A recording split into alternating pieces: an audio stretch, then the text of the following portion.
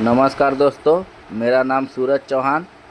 आज एक भाई का कॉल आया कि उसके घर में सांप घुसा हुआ है, तो हम गए तो देखे एक बहुत ही बड़ा साइज का इंडियन रेड स्नेक, जिसे हिंदी में धामन सांप कहते हैं, जो चूहा खाने के लिए जाना जाता है। और ये सांप में बहुत ही रफ्तार होता है, लेकिन ये बिल्कुल भी जहरीला नहीं होता। ये बहुत ही प्यारा सांप है।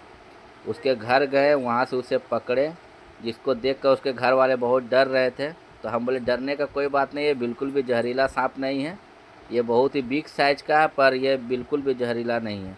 उसको वहाँ से रेस्क्यू किए और रेस्क्यू करके सही सलामत ले आए हैं। तो आप मेरे चैनल को सब्सक्राइब करें, मेरा सपोर्ट करें।